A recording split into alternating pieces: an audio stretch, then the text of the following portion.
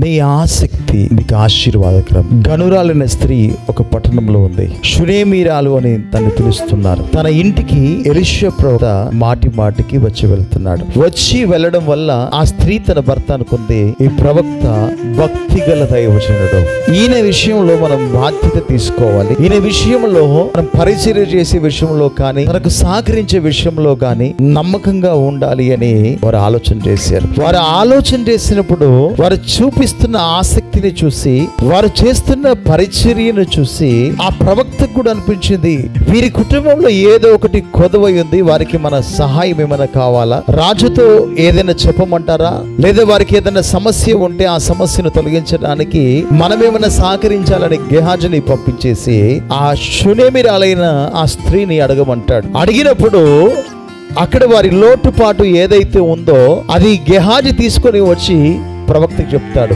అయ్యా, వారికి ఏ సమస్య లేదు, వారికి ఏ బాధ లేదు, కానీ ఒక లోపం మాత్రం ఉంది, వారికి పిల్లలు లేరయ్యా, వారికి పిల్లలు లేరని ఆ విషయం తెలియగానే ప్రవక్త వారి ముందుకు వచ్చి, మరుసటి ఏట ఈ సమయం వరకు నీ చేతిలో చక్కటి కుమారుడు ఉంటాడని చెప్పేశాడు. ఆ మాట చెప్పగానే వారి హృదయం కదలింది. పరిశుద్ధ గ్రంథం అంటే 2వ రాజుల గ్రంథం 4వ అధ్యాయము 8వ వచనం మనం చూడగలిగితే, ఒక దినమందు ఎలీషా షునేము అను పట్టణమునకు పోగా అచ్చట గనురాలైన ఒక స్త్రీ భోజనముకు రమ్మని అతన్ని బలవంతము చేసెను. గనుక అతడు ఆ మార్గమును వచ్చినప్పుడల్లా ఆమె ఇంటికి భోజనము చేయవచ్చును. కాగా ఆమె తన పెనిమిటి చూచి తన యొద్దకు వచ్చిపోవచ్చున్న వాడు భక్తిగల దైవజనుడు అని నేను ఎరుగుదును. కావున మనము ఇతనికి గోడ మీద ఒక చిన్న గది కట్టించి అందులో అతని కొరకు మంచము, బల్ల, పీట, దీపస్తంభము ఉంచుదము. అతడు మన యొద్దకు వచ్చినప్పుడల్లా అందులో బస చేసెను అని చెప్పాను. దేవునికి ఒక స్తోత్రం చెప్పాను. హల్లెలూయా. బస చేయవచ్చునని చెప్పాను. దేవుని వాక్యాన్ని కొంచెం గమనించగలిగితే ఆ తర్వాత మరొక దినం, ఆ తర్వాత అతడు అక్కడికి ఒకానొక దినంను వచ్చి ఆ గదిలో వచ్చి అక్కడ పరుండెను. పిమ్మట అతడు తన దాసుడైన గెహాజీని పిలిచి, ఈ షునేమీరాలిని పిలువు అనగా వాడు ఆమెను పిలిచెను.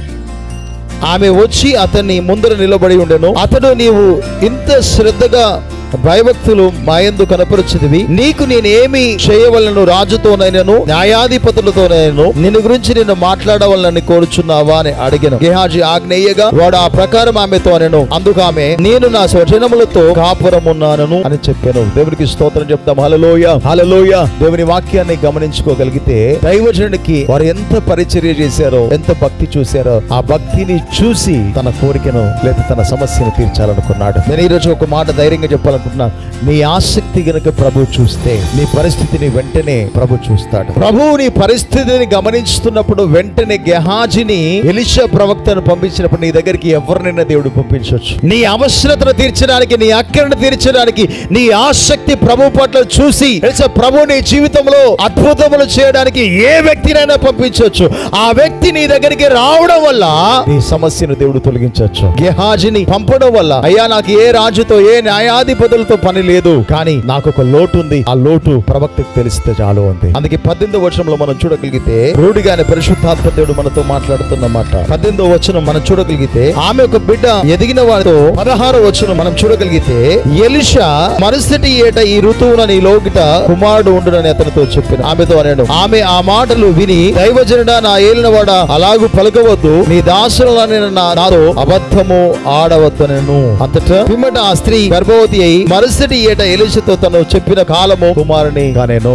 దేవుని వాక్యం సెలవిస్తుంది, దైవజనుడు నీ పరిస్థితిని చూసి పలికిన ప్రతి మాట నీ జీవితంలో దేవుడు నెరవేర్చబోతున్నాడు. నీ ఆసక్తిని చూసి నీ జీవితంలో అద్భుతమైన కార్యం చేయడానికి ఆయన ఎదురు చూస్తున్నాడు. నువ్వు ఆసక్తి కలిగి దేవుని పరిచర్య చేయగలిగితే, లేదా ఆసక్తి కలిగి సంఘంలో పనిచేయగలిగితే, ఆసక్తి కలిసి దైవజనుడితో గనుక పరిచర్యలో ముందుకు వెళ్ళగలిగితే, నీ అవసరతను తీర్చి, నీ అక్కరను తీర్చి, నీ జీవితంలో ఆయన అద్భుతమైన కార్యం చేయడానికి ఇష్టపడుతున్నాడు. ప్రభు చూసేది నీవు ఇచ్చే కానుకను బట్టి, వేదాన్ని బట్టి దేవుడు చూడు. నీవు ప్రభు పట్ల కలిగిన ఆసక్తిని బట్టి చూసి దేవుడు గొప్ప కార్యం చేస్తాడు. షునేమీరాలు ఆ దైవజనుడి పట్ల ఆసక్తి కలిగి తను చేసిన పరిచర్య, తాను తన భర్త చేసిన పరిచర్యను బట్టి ఏం చేశాడంటే ఆ లోటును తెలుసుకున్నాడు. మరుసటి ఏట వరకు నీ లోగిట ఒక కుమారుడు ఉంటాడని చెప్పాడు. అది పలికాడు, కానీ ఆమె నమ్మలేదు. కానీ మరుసటి ఏట వరకు మరొక దినమైన వచ్చే వరకు తన లోగిట ఏం చేసి తన చేతిలో చక్కటి కుమారుడిని కలిగి ఉంది. ఆయనకు సాక్షిగా నిలబడింది. ఆమెకు కుమారుడు అవసరమైంది. నీకు ఏది అవసరం ఉందో నాకు దేవునికి తెలుసు. నువ్వు ఏ పరిస్థితుల్లో నీవున్నావో నాకు దేవునికి తెలుసు. కానీ నువ్వు దేవుని పట్ల ఆసక్తి చూపగలిగితే, దేవుని పట్ల శ్రద్ధ చూపగలిగితే,